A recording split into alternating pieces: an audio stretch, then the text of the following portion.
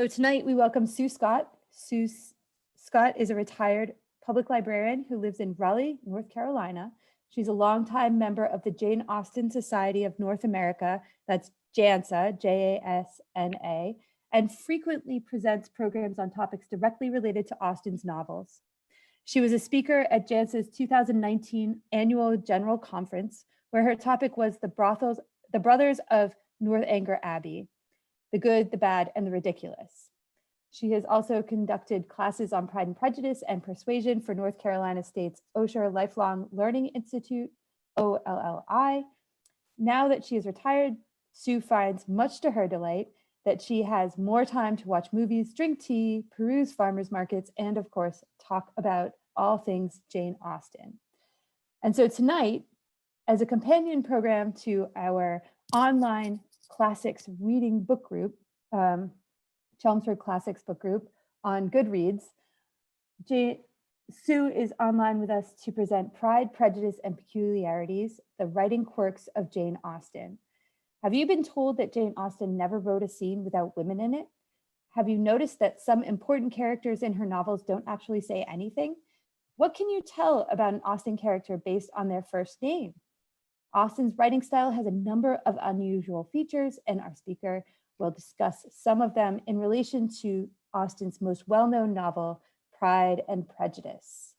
And so Sue has built in a couple of question breaks. If you have any questions during the program or during the presentation, please submit them to the chat or wait until the question break to unmute yourself and ask your question. So with that, I will turn it over to Sue. And thank you so much for joining us. Thank you, Jess. Thank you very much. Thank you, you and Jess, Deanna, Chelmsford Public Library for inviting me here to talk about my favorite subject, Jane Austen, specifically Jane Austen's writing habits or quirks as seen in Pride and Prejudice. Before I get started, I have been asked to talk about my background picture there.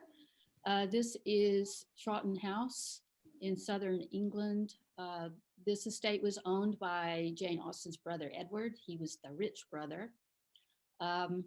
When Jane Austen's father died, she and her mother and her sister, Cassandra, sort of kicked around southern England for a few years until Edward offered them a place to live. Not here in this big house. He offered them a cottage on the estate, which they were very happy to have. They were very happy living there for the rest of their lives. And this is where Jane Austen was finally able to settle down and concentrate on her writing. This is where she revised her early novels, Sense and Sensibility, Pride and Prejudice, and Northanger Abbey, and where she wrote from scratch what we generally call the mature novels, Mansfield Park, Emma, and Persuasion. Okay, so I want to get started now. First thing I want to talk about is this sort of myth of Jane Austen that I've heard a few times over the years. Is still around, where I used to be told that Jane Austen never wrote a scene that didn't have a woman in it because she didn't know what men talked about when they were alone, when there was no woman there. And this made sense to me because I knew that Jane Austen was very concerned with realism. She wanted to write about real people in real places, doing real things. And this was quite a departure from her fellow novelists of that time period. We're talking the late 1700s, early 1800s, right at the beginning of the novel as an art form. Most authors, actually pretty much all of them, their heroines were faultless. They were consummately lovely. They were always virtuous, very virtuous. The villains were completely evil. There was no gray areas in any of this. And often these novels would be kind of action-packed, with the villains would often abduct the heroine and take her away somewhere and try to force her to marry him. And she would have to defend her virtue over and over again. in between fainting. There was a lot of fainting going on in these books. Some novelists were not quite that, what we would call rather silly today. People like Fanny Burney and Maria Edgeworth wrote novels that were more like comedies of manners, more closer to what Jane Austen would write. But even they had those heroines who were, face of an angel, sweet-tempered, always virtuous, not much of a sense of humor. They were Jane Bennet, really. If any other author were writing the story of Pride and Prejudice, they would have made Jane the heroine, and Elizabeth would have been her saucy sidekick. So when you are told that Jane Austen never wrote a scene without a woman in it for realism reasons, you tend to accept it, but it's not quite true. It's almost true. In all the 6 completed novels of Jane Austen, there are only 4 scenes that do not have a woman present. 3 of those scenes are in Mansfield Park. 1 is in Pride and Prejudice. And I'm going to show you that scene now, I hope. Let's see. Okay, this is the morning of the day that Bingley finally proposes to Jane. He and Mr. Bennet have agreed to meet that morning to go shooting together. And we are told Bingley was punctual to his appointment, and he and Mr. Bennet spent the morning together as had been agreed on. The latter was much more agreeable than his companion expected. There was nothing of presumption or folly in Bingley that could provoke his ridicule or disgust him into silence, and he was more communicative and less eccentric than the other had ever seen him. And that's it. That is a scene without women, and it hardly counts really, because we don't know what they talked about. We certainly don't see the words they used, but it's there. It's a scene with just a couple of guys out doing manly things and having some conversation at the same time. Now, the ones in Mansfield Park, of those 3 scenes without women, one of them is like that one, with no direct speech in it. The other 2 are conversations, both of them between Sir Thomas Bertram and Edmund, both discussing Fanny Price. Mansfield Park is full of discussions about Fanny Price, the heroine, when she is not in the room. That is that. Done with. Now that we've got that cleared up, let's move on to a couple of things that Jane Austen did completely differently from any authors of the time. One is that she didn't tell us much about what her heroines and heroes looked like. Other authors would. They would tell you in great detail all about how beautiful, a face of an angel, consummately lovely their heroines were. But Jane Austen seemed to prefer, especially in Pride and Prejudice, she seemed to prefer that we see Elizabeth Bennet and Mr. Darcy through the eyes of other characters. The narrator, that objective narrator, doesn't really get involved very much in this. It's what other people say that give us any clues about what they look like. So of course, we know that even though Mr. Darcy originally thinks that Elizabeth Bennet is only tolerable, he comes to feel that she has fine dark eyes and a figure that is light and pleasing. We know that Elizabeth is probably not very tall because Lydia claims to be the tallest of the daughters. Mr. Bingley says that Elizabeth Bennet is very pretty when he recommends her to Mr. Darcy as a dance partner. And the neighborhood, the people in the neighborhood do believe that the Bennet sisters, except of course for poor Mary, that the Bennet sisters are all beauties, although Jane is the most beautiful. But Miss Bingley would disagree. She does disagree about Elizabeth Bennet. She doesn't understand how Elizabeth Bennet is said to be such a beauty. Miss Bingley thinks that she doesn't have any features that are handsome, that her nose wants character, her face is too thin, her complexion has no brilliancy, her teeth are tolerable, but nothing out of the ordinary. That's the most detailed description we get of Elizabeth Bennet in Pride and Prejudice, but of course, we can't really trust it. We have to consider the source. We know even less about what Mr. Darcy looks like. He seems to be generally agreed to be tall and well-built.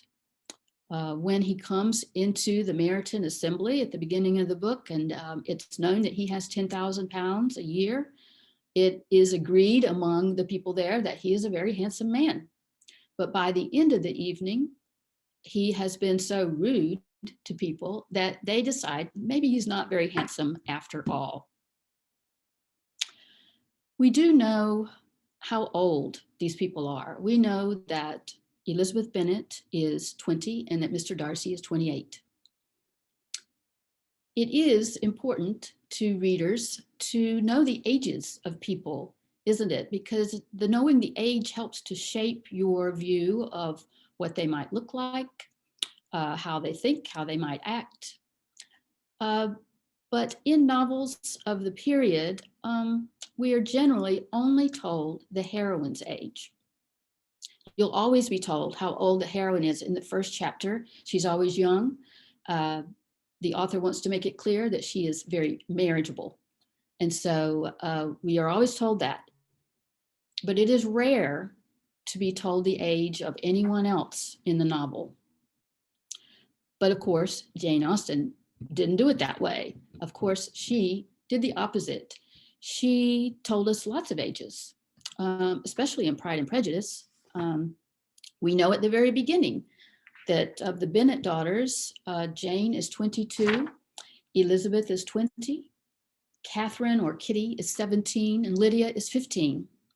Poor Mary.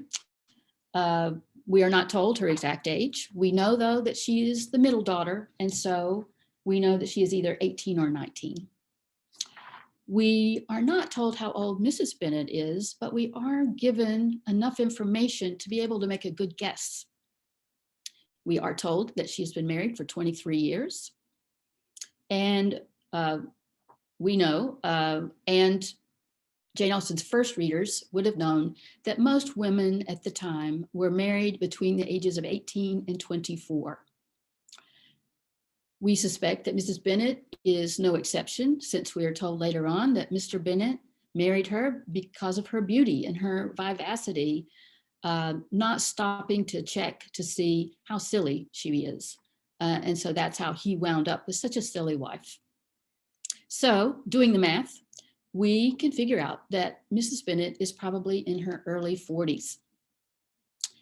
If you watch the film adaptations, as I do, you might be surprised to hear that because for whatever reason, the film adaptations always have actresses playing Mrs. Bennet who are in their late 40s or early 50s.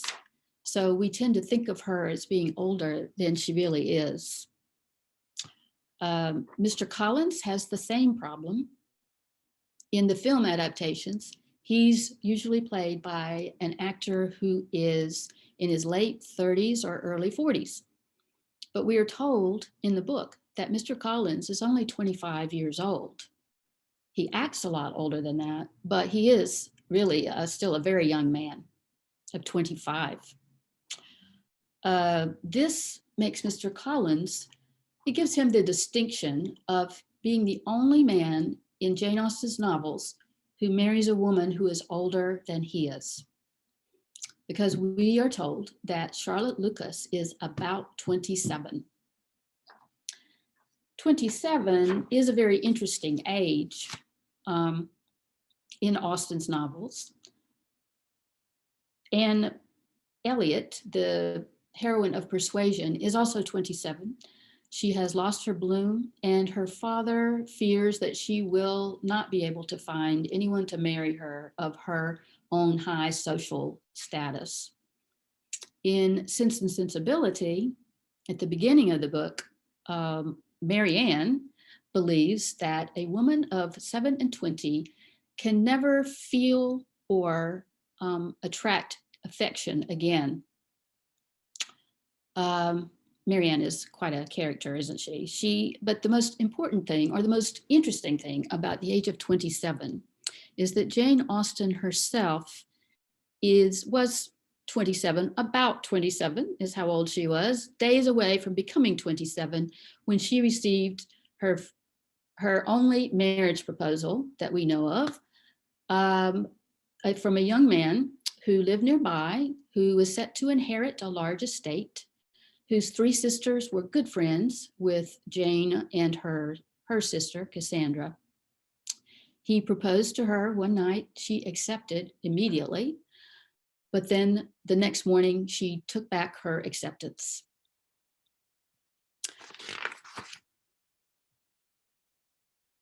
The other character who might be 27 is Anne de Burgh.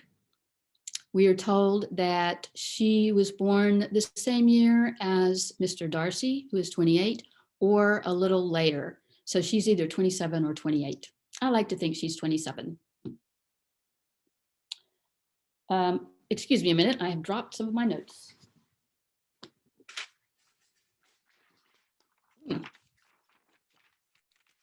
Okay.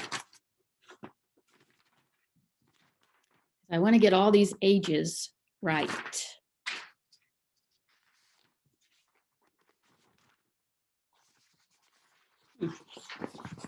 That's odd. And embarrassing. Okay. I'll just see what I can remember.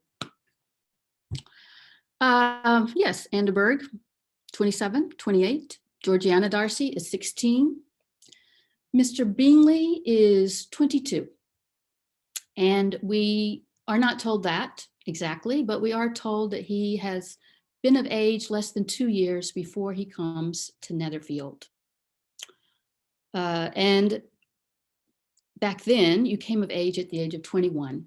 You became a legal adult at 21. So less than 2 years, he's 22 years old. Colonel Fitzwilliam is about 30.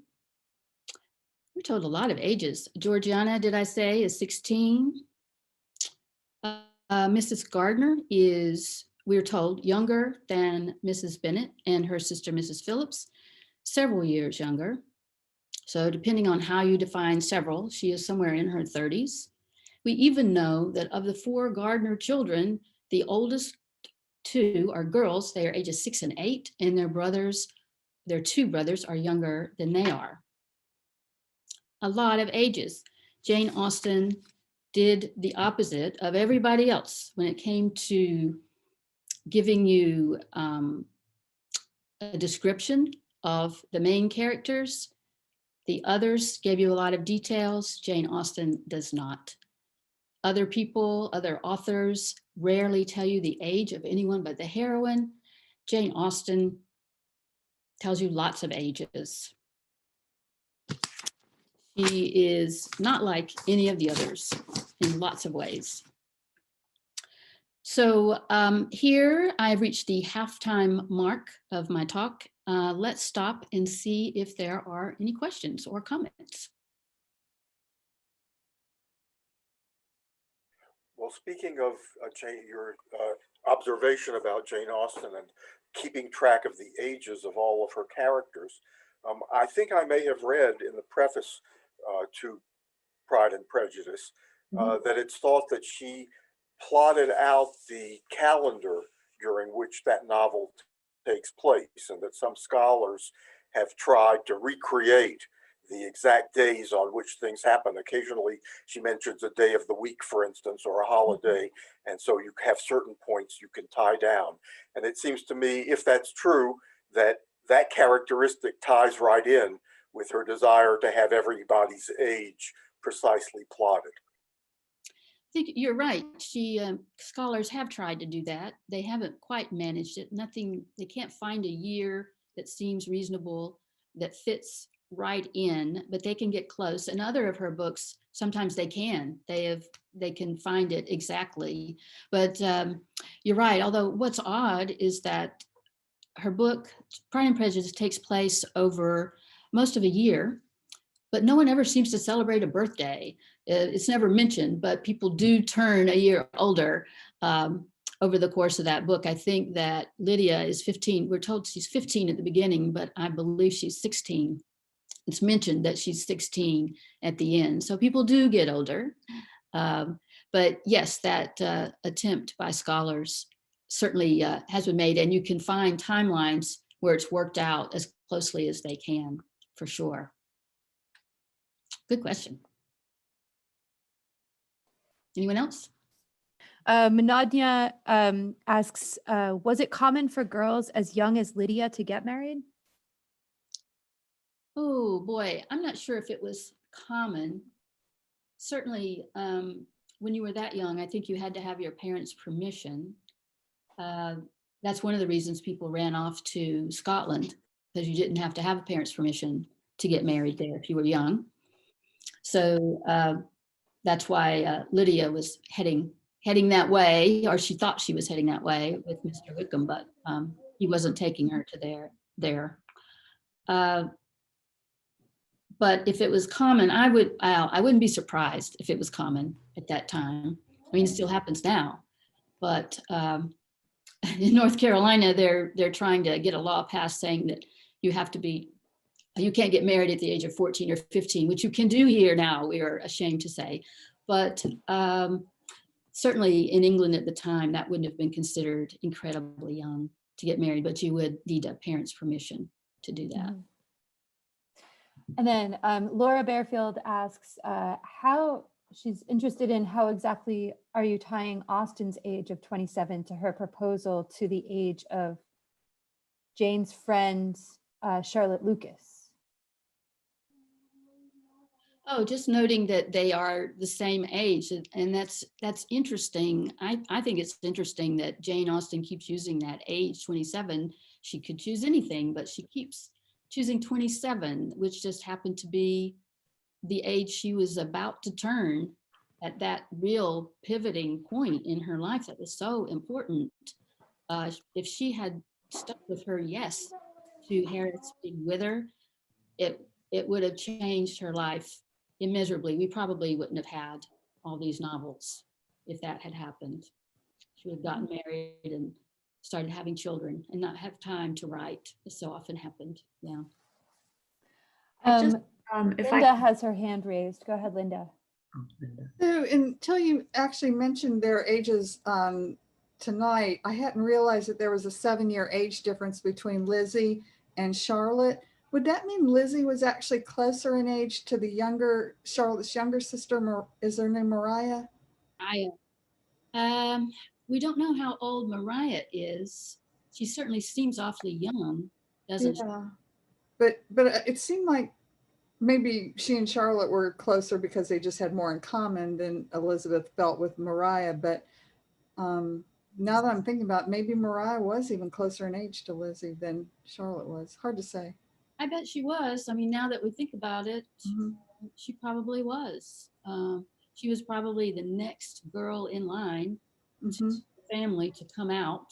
Since she went on that trip with them to Rosings. Yeah, she was the one chosen for that trip over the other daughters in the family. So yeah, I think you're right, but I can't see Elizabeth and Mariah being good friends. No. Mariah doesn't have enough sense. Right. Not like Charlotte Lucas. No. But good point. Oh, I like that. And I think that's everything we've got so far. So we'll just wait for the next break to ask more questions. Okay. At this point, what I want to do right now is recommend to you a couple of books if you are interested in these things that I'm saying and that I will say. There are a couple of books that I leaned on really heavily for this talk, And one of them is called What Matters in Jane Austen by John Mullen. This is my favorite book about Jane Austen. I love it. The other one is Jane Austen and Names by Maggie Lane. And Deanna is putting these titles in the chat for you right now. So you don't have to worry about how's that spelled and so on. Just check the chat and Deanna will be your friend there. Okay. There she is. Okay, so let's talk for a minute about idiolects. That's IDIOLECT. An idiolect is the way a particular person talks. We all have an idiolect. We all have our own vocabulary when we're talking. We have our favorite words, our favorite expressions that we use. Sometimes some people talk really quickly. Other people are more considered in what they say. That's our idiolect or our voice. And Jane Austen was really good at this. She developed a different idiolect for each of her characters. She wasn't the first one to do it, but certainly dialogue was a specialty of hers. Just read that first chapter of Pride and Prejudice, which is almost all dialogue. It's fantastic, it's masterful. But even so, she developed a technique that was almost the opposite of that, where she, for certain characters, she denies them any quoted speech. There are characters who talk and talk and talk, and yet we are never given their actual words. We're just told that they're talking or what they're talking about, or not even that. For instance, Georgiana Darcy. We're told that she's a very shy girl, often silent. She tries to talk more when her brother is around because she wants to please him. At one point, we're told that she does venture a short sentence when there was least danger of its being heard. But we don't know what that short sentence was. We never see any of these actual attempts at talking. She is completely wordless in the novel. And Jane Austen seems to do this just to emphasize her shyness. Anne de Bourgh is another person who is never given any direct speech in the novel. For her, it's probably because she never says anything worth reporting. Like the narrator just says, oh, there's nothing going on here, nothing of interest. We just won't bother with that. As John Mullen says in the book I just told you about, she is, of course, the stooge to her endlessly talking, endlessly commanding mother. And we can feel as we read that she has been stunned into non-expression. Poor Anne. And then there's Mrs. Phillips. I do love Mrs. Phillips, Mrs. Bennet's sister. We are told that she is a big talker. She talks a lot. She shouts. You may remember the scene where she flings open her window and shouts down to the street where her nieces and some officers are talking, and she urges them to come up for a visit. She loves to gossip. She listens to gossip. She spreads gossip. When Mrs. Bennet is confined to her room during Lydia's disappearance, her sister, Mrs. Phillips, comes to visit and tells her all the bad news that she's heard about Mr. Wickham and his debts and his dalliances with the women in the town. But we never see any of her exact words in any of this, possibly because she's really not saying anything very important. But finally, at the end of the book, near the end, she does get to say something. She finally has something important and useful to say. She is the one who tells Mrs. Bennet that Mr. Bingley is returning to Netherfield. So she is redeemed at last. She is allowed to join the land of the speaking, if only briefly. Now I'd like to turn to one of my favorite subjects, which is names, first names in particular, in Pride and Prejudice and in Jane Austen in general. Again, other authors of the time, they loved to use romantic, flowery names for their heroines. These were very fashionable at the time. Just coming into what's called the name stock, the pool of names that parents use for their children. Parents at this time, they didn't mess with boys' names very much. They continued to name their sons traditional English names. But for their daughters, they were willing to be a little more experimental. And many times they gave them these new fashionable names that were also used by many novelists, most novelists, for their heroines. And you can see those names in the titles. You've got Pamela, Clarissa, Evelina, Cecilia, Camilla, Belinda, Laura, on and on. I'm sure you've noticed most of these end in A. These A names were very popular at the time. And so, of course, Jane Austen did not like to use those. She preferred giving her characters traditional English names. But once in a while, she would give a female character a name ending in A. And when she did this, it was a signal to the reader that there was something about this person that isn't quite trustworthy or reliable. Just look at the Bennet daughters. You've got Jane, Elizabeth, Mary, Catherine, all traditional English names, the names of queens. And then there's Lydia. You got to watch out for that one. Maria Lucas, Charlotte's younger sister, another A name.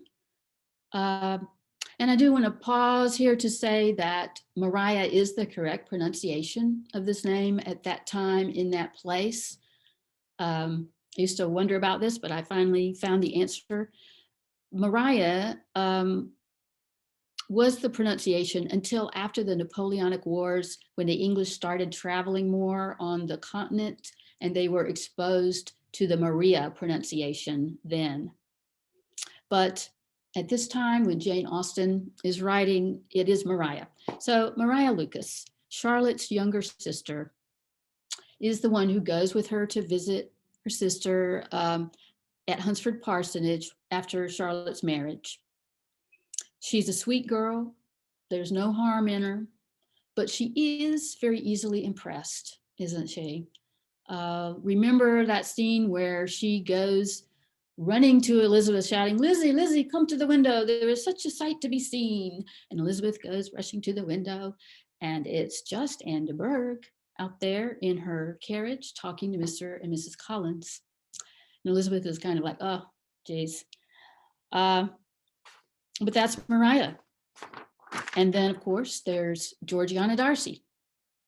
Georgiana, another sweet girl, but very easily led, right? Naive and painfully shy.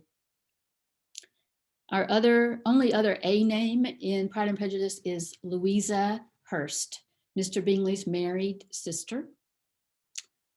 Everything you need to know about Louisa is shown, I think, by looking at who she married. Mr. Hurst, I do love Mr. Hurst. We are told that he is someone who only looks the gentleman. He is a man of more fashion than fortune.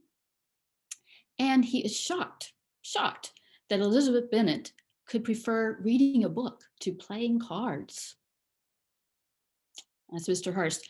I often wonder why Caroline doesn't have an A name.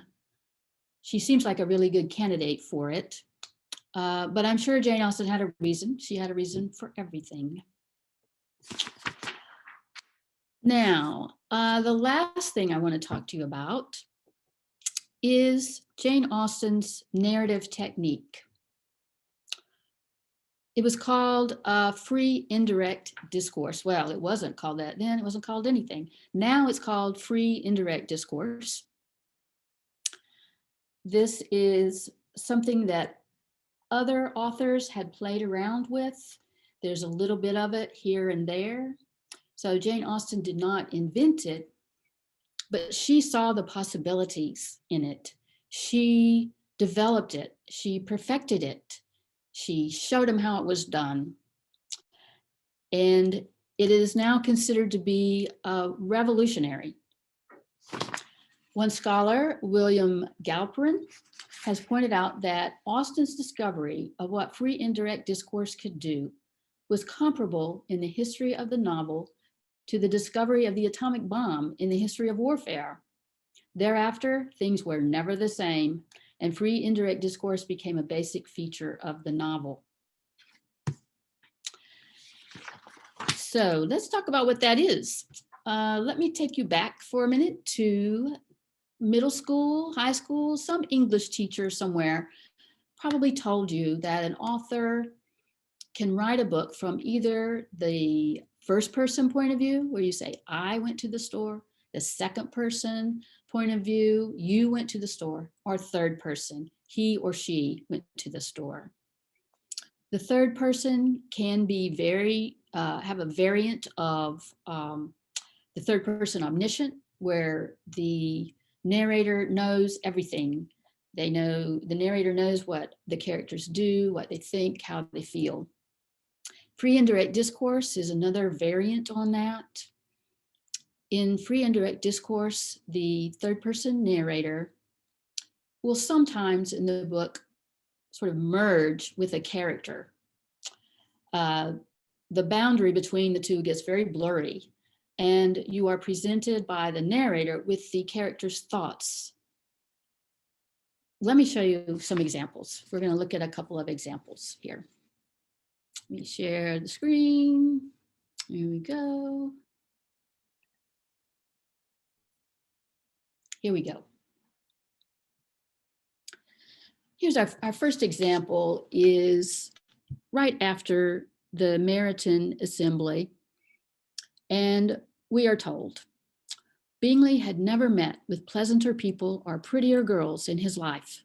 Everybody had been most kind and attentive to him. There had been no formality, no stiffness. He had soon felt acquainted with all the room. And as to Miss Bennet, he could not conceive an angel more beautiful. This is Mr. Bingley all over. This is his idiolect. This is the way that he talks, the way that he thinks. This is not the narrator giving you some objective description of what Mr. Bingley thought about the ball. This is Mr. Bingley.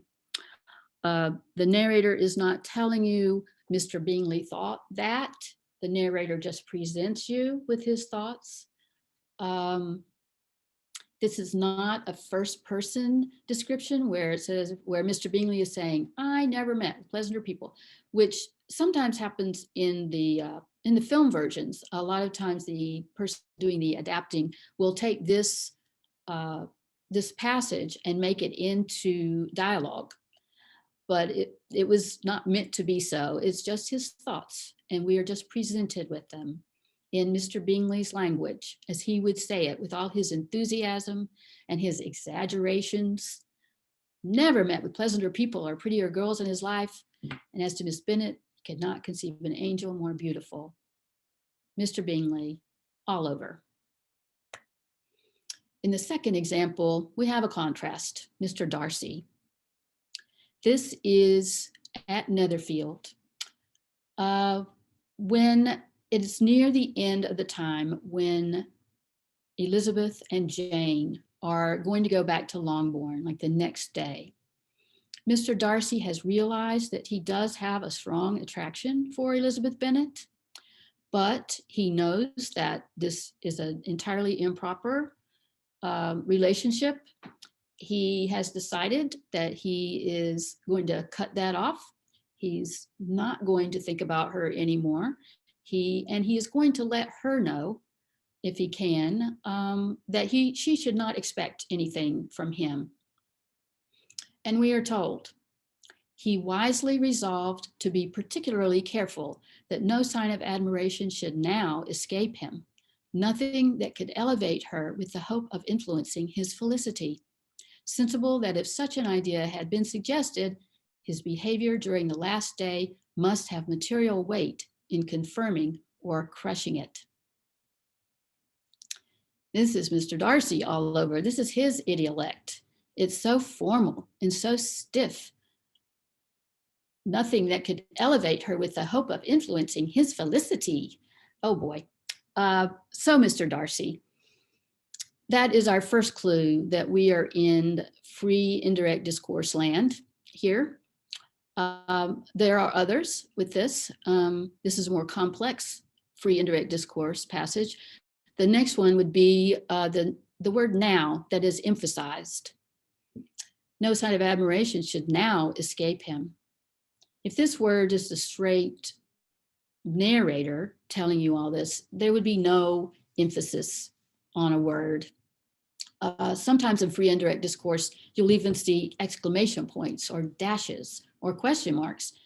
A narrator would never use those things, and a narrator would not emphasize a word like this. And our third clue that we're here in free indirect discourse, I love it. It's absolutely delicious. The word wisely. He wisely resolved. Mr. Darcy thinks he's being wise.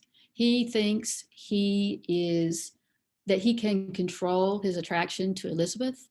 He thinks he's in no danger from her because he's decided to do this. He is kidding himself, but he thinks he's being wise.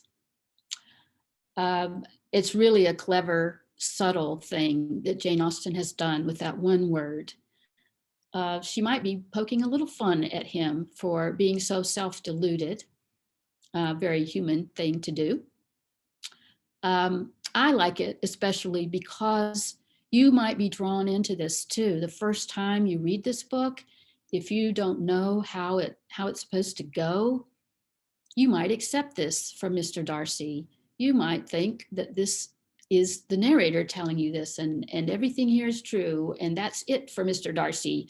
And then when Mr. Wickham comes on the scene, you think, he's the hero. He's the one who's going to marry Elizabeth Bennet. I know I did when I first read this book when I was a teenager. I thought it was going to be Mr. Wickham. But when you reread this book, as you inevitably will, you might notice this wisely, and then you know you're in on the joke. He's all wrong about himself. He's all wrong about his feelings. He's all wrong about what he thinks he can do with those feelings. And it's a beautiful thing. This use of the word wisely, it is clever, it's subtle, it's sophisticated, it's revolutionary, it's genius. It is the genius of Jane Austen. Thank you very much for listening. I hope we have some more questions and comments. Yeah, I think we were holding on to one question from Laura Bearfield again. If she wants to, if she's still here with us. Yeah, go ahead and unmute yourself and ask your question if you want to. Hi. Hi. So I was wondering, Sue, because you're talking about peculiarities of her style, I think probably the most well-known peculiarity of Jane Austen's writing is that she does not really dramatize proposal scenes. She only reports them extremely briefly. So I wonder what you might have to say about that. But I also find that so interesting that she doesn't report them, because when you look at adaptations, particularly movies and things like that,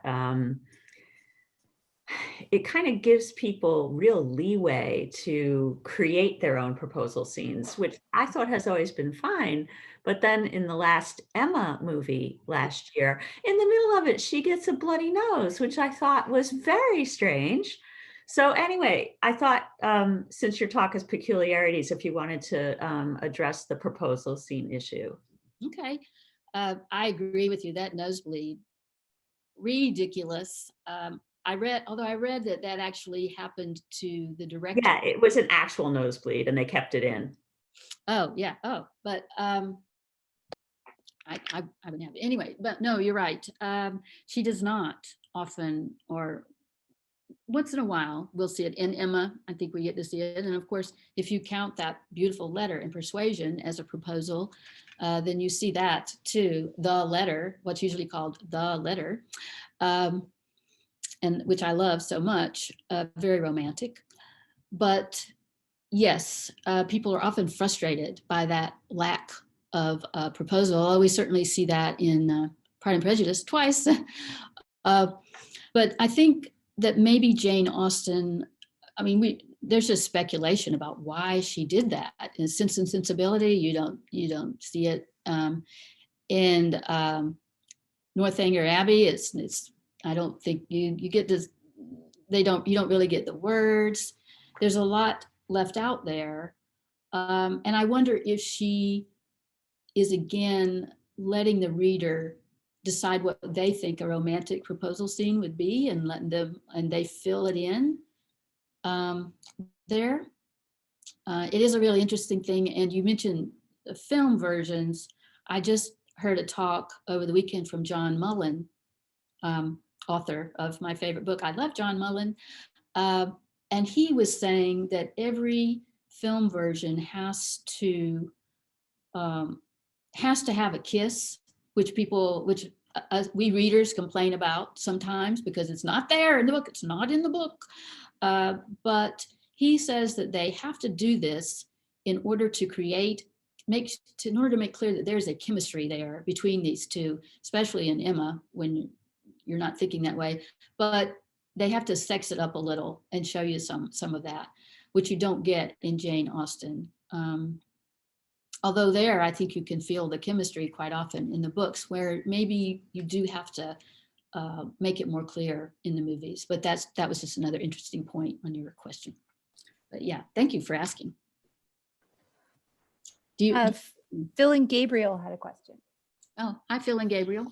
Hi, this is actually Phil and Gabriel's mother.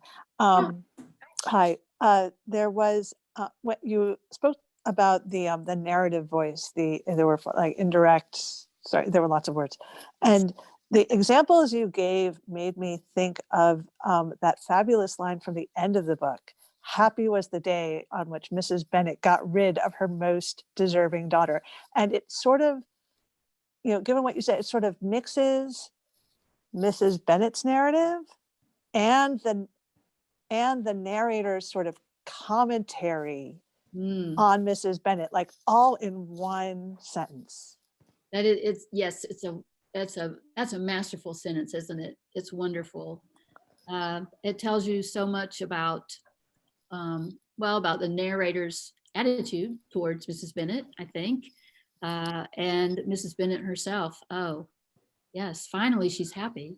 But the way that it's phrased, it's just so wonderful. It's almost as wonderful as the first sentence of the book, really, which is justly famous. But that sentence, you're right, should be famous as well, I think. Yeah, love it. Thank you. If anyone Thanks wants for your to talk. go- This is great. Oh, thank you. Yes, absolutely. Thank you so much for doing this for us. It was an amazing talk. Anyone else want to unmute themselves and just go ahead and ask a question? Have a discussion. Make an observation. Doesn't have to be a question. I just want to say thank you very much. It was enlightening. Oh, thank you, Dot. Thank you. I've read Pride and Prejudice probably, I don't know, 20 times and seen the movies, all the versions over and over and over again. Yeah. But didn't look at these or look for these finer points. And it's now I want to read the book again to pick out that free and direct discourse and pay more attention in detail. Thank you. Oh, you're welcome. Thank you, Dot. I'm glad we inspired you to read for the 21st time. I have a question about contemporary novelists with Jane Austen. Mhm. I know that Walter Scott was an approximate contemporary, but his style is nothing like her, and subject matter is nothing like hers.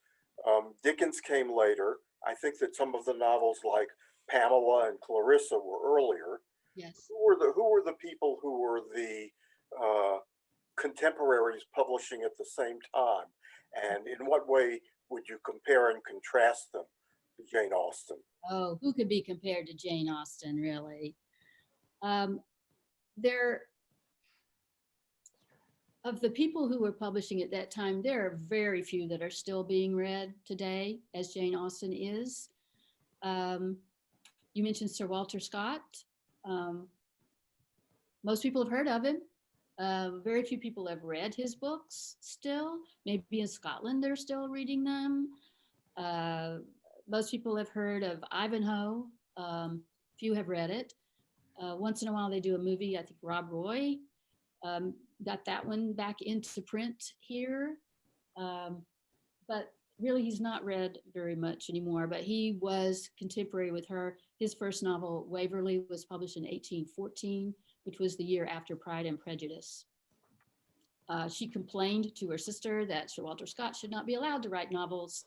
He was already making plenty of money as a poet. He should just stick with that and not take money out of the, or bread out of the mouths of other novelists. Other than him, let's see, there was Henry Fielding wrote Tom Jones earlier he was in the 1700s. I don't remember the exact year. After Samuel Richardson with Pamela, which many people consider to be the first official novel. Some will argue about that, but Pamela, but we don't read him anymore, Samuel Richardson. We do read Tom Jones still. Once in a while, you might hear about Tristram Shandy.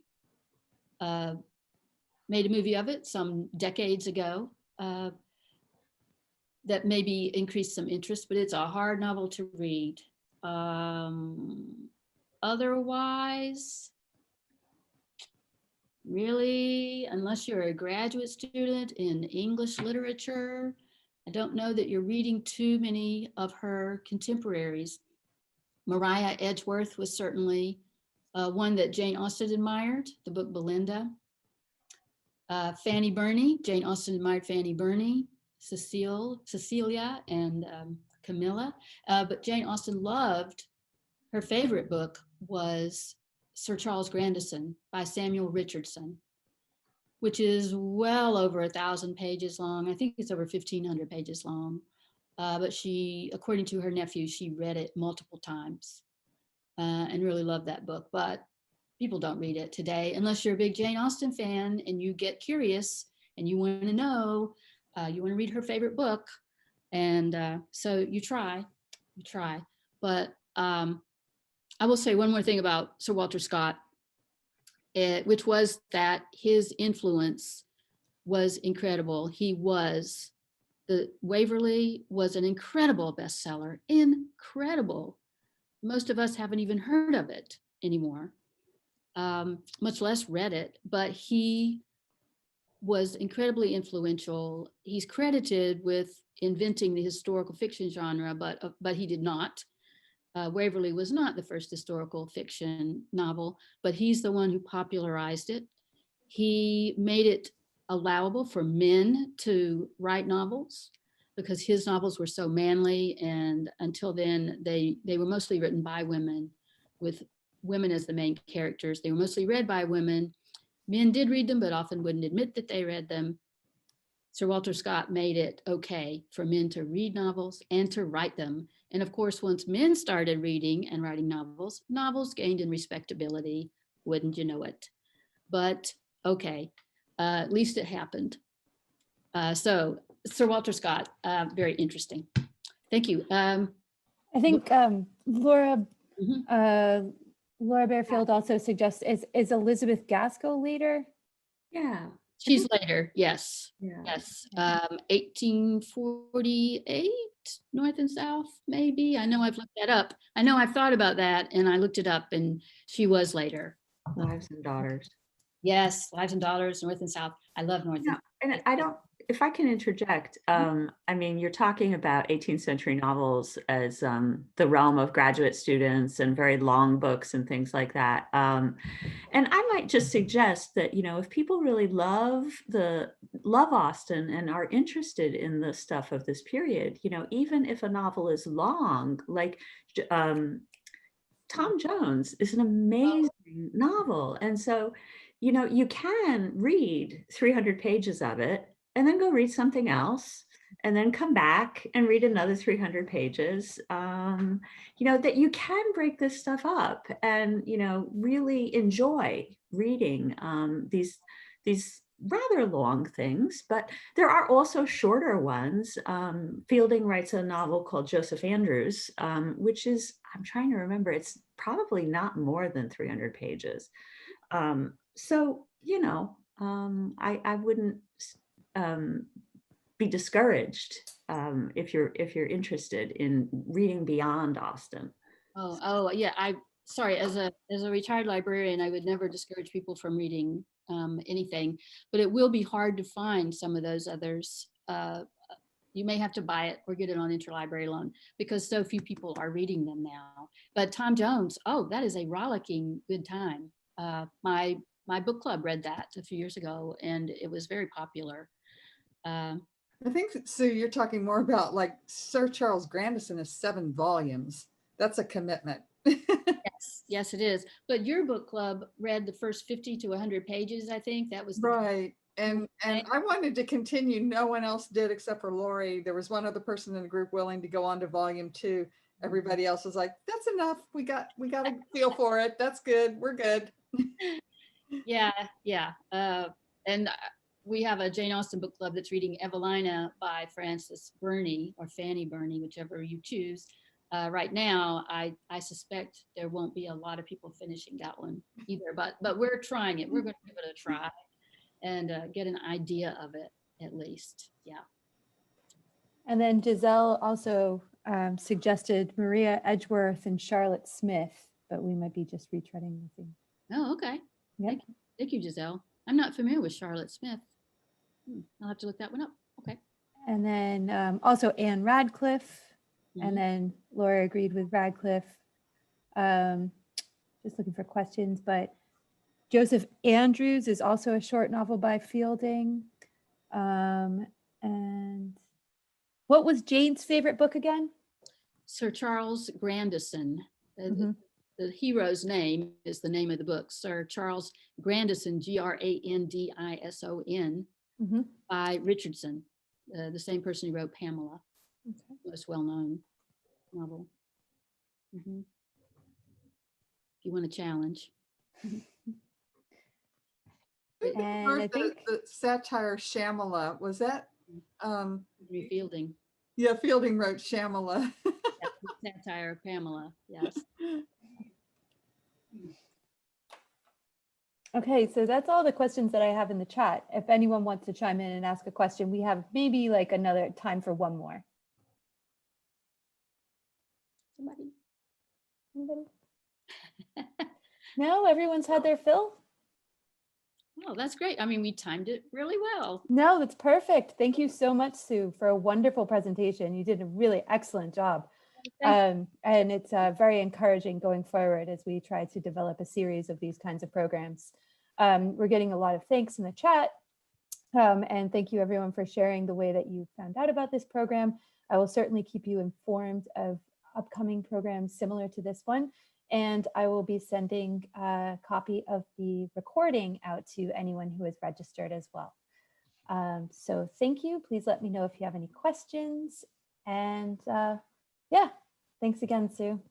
Oh, thank you. Thank you, Chelmsford Public Library, And for thank you, Deanna.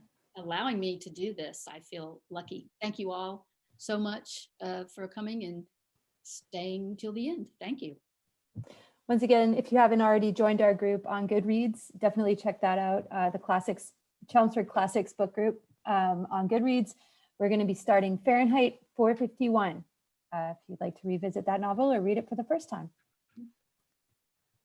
And good night, everyone. Good night. Thank Night. you very much.